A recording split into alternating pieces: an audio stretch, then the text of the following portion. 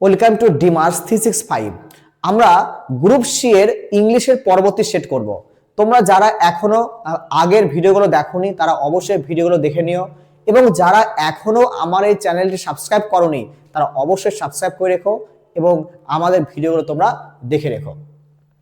তো আমরা 1 নম্বর প্রশ্ন দেখব। দেখো কি দিয়েছে, dash he was tired he continued his work. তাহলে এই চারটির মধ্যে মানে বিকজ, অলদো, আনলেস, ইফ এদের মধ্যে কোন শব্দটি আমরা এখানে পুট করলে তোমার এই সেন্টেন্সটি একটা মিনিংফুলে বা সঠিক গ্রামারে ইউজ হবে। তো আমরা এখানে কি করে ইউজ করব, দেখো যদি আমরা বিকজ মানে কি কারণ, বিকজ মানে কিন্তু কারণ, অলদো মানে কি যদিও, অলদো মানে মনে রাখবে যদিও, আনলেস মানে যদি না, যদি না, আর ইফ মানে কিন্তু যদি। ক্লিয়ার প্রত্যেকের?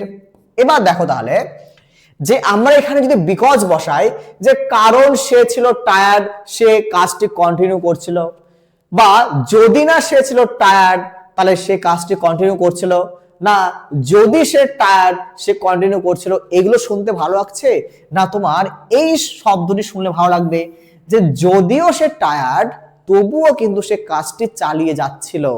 তার মানে দেখো আমরা এখানে অবশ্যই অলদো ব্যবহার করব, অলদো। মানে although he was tired he continued his work. তাহলে সঠিক উত্তর অপশন বি নাম্বার। চলো নেক্সট প্রশ্ন দেখি আমরা। I have dash information about the problem. তাহলে এখানে কোন শব্দটি বসাতে হবে, মেনি, ফিউ, লিটিল না সেভেরাল? তো দেখো আমরা এই শব্দটি ব্যবহার করার পূর্বে আমরা দেখি এইখানে কোন ধরনের নাউন রয়েছে। দেখো ইনফরমেশন একটা কিন্তু তোমার uncountable noun, uncountable noun. Clear প্রত্যেকের? ইনফরমেশন একটি কিন্তু আনকাউন্টেবল নাউন।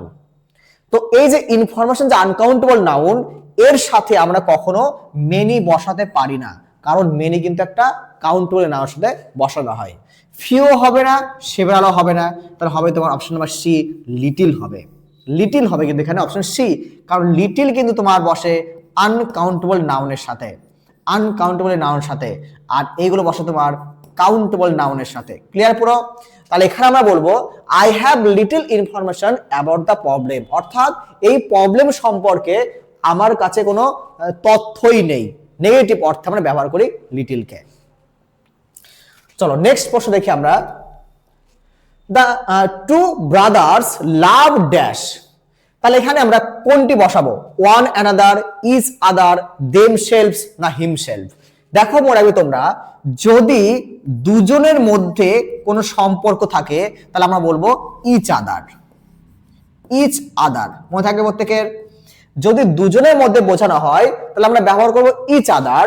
আর যদি দুইয়ের বেশি হয়, more than two, more than two, অর্থাৎ দুইয়ের যদি বেশি হয়, দুইয়ের যদি বেশি হয় তাহলে আমরা ব্যবহার করব another, one another, one another.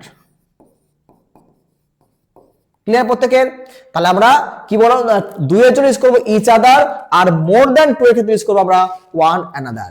তাহলে এখানে দেখো টু ব্রাদার্স বলেছে, টু ব্রাদার্স, তার মানে কি দুজন, তাহলে দুজনের ক্ষেত্রে আমরা ব্যবহার করবো অবশ্যই অপশন নাম্বার বি হবে, ইচ আদার ব্যবহার করব। খুব খুব ইম্পর্টেন্ট, তোমরা এগুলো অবশ্যই লক্ষ্য করে রাখবে। দেখো নেক্সট প্রশ্ন দেখো, if I dash a bird I would fly in the sky. খুবই খুব ইম্পর্টেন্ট, খুব ইম্পর্টেন্ট, খুব ইম্পর্টেন্ট। দেখো এই যে বাক্যটা, এটা কিন্তু একটা বলতো সাবজাংটিভ মুড কিন্তু।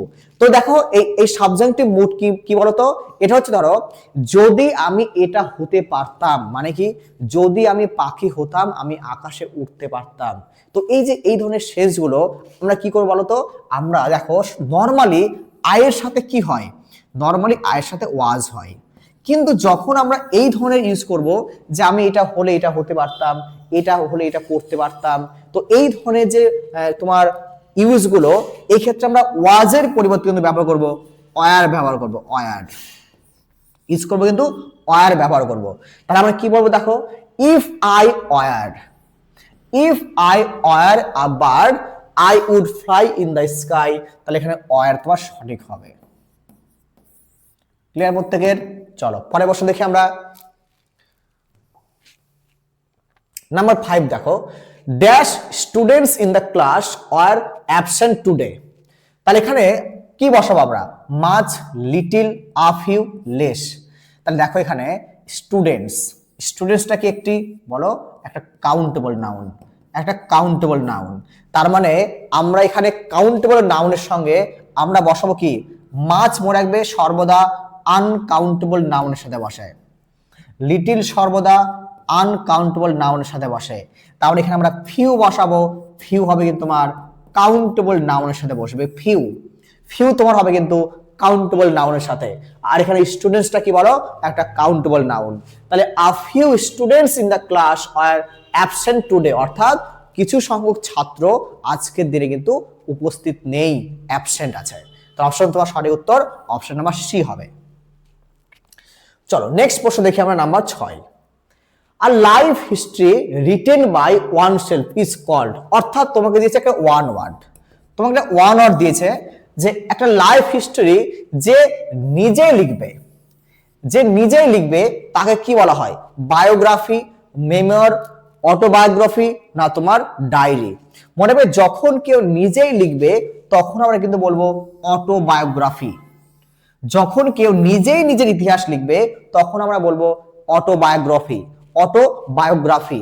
আর যখন কেউ অন্য কারো লিখবে, অন্য কারো, যখন কেউ অন্য কারো লিখবে তখন আমরা ব্যবহার করবো কিন্তু বায়োগ্রাফি, মানে তখন আমরা বলবো সেক্ষেত্রে বায়োগ্রাফি। তাহলে খুব ইম্পর্টেন্ট এই প্রশ্নটিও তোমরা লক্ষ্য রাখবে।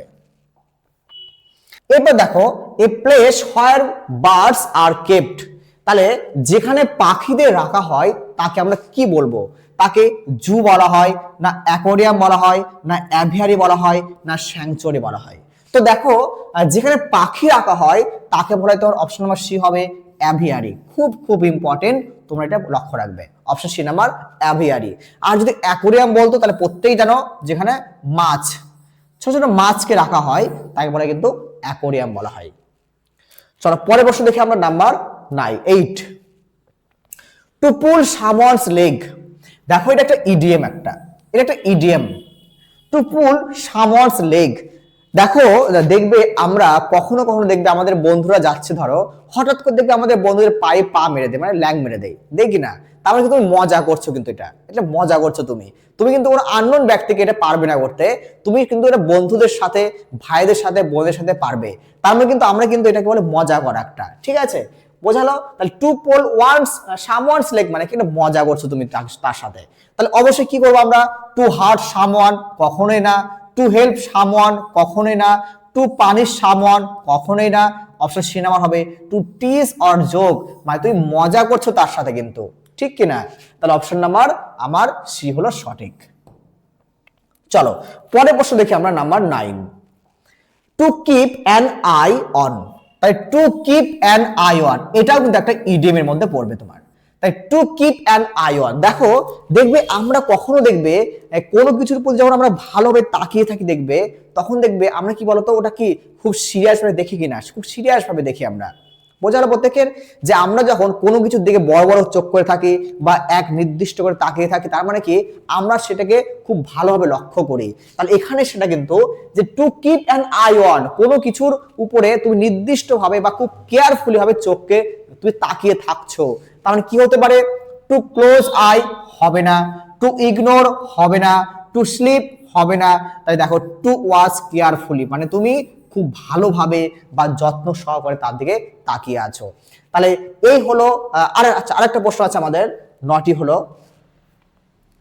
দেখো এবার দেখো 10 নম্বর, দেখো 10 নম্বর দেখো, to cry over split milk, এটাও কিন্তু একটা তোমার ইডিএম, এটা একটা তোমার ইডিএম। তাহলে এর মানে কি হবে? To cry loudly, to regret something that can not be changed, to waste milk, to make a mistake.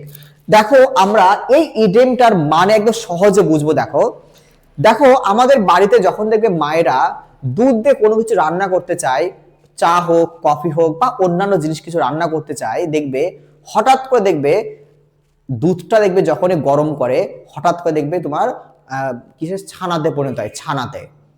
তখন কিন্তু মনে হয় যে আমার যেটা করার কথা ছিল না সেটাই হয়ে গেল।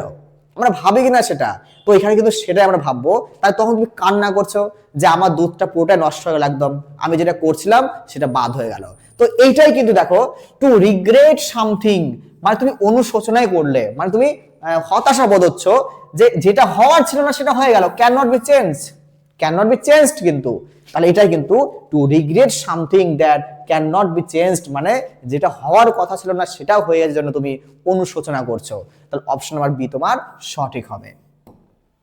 তো এই হলো আমাদের 10টি ইম্পর্টেন্ট তোমাদের ইংলিশের প্রশ্ন।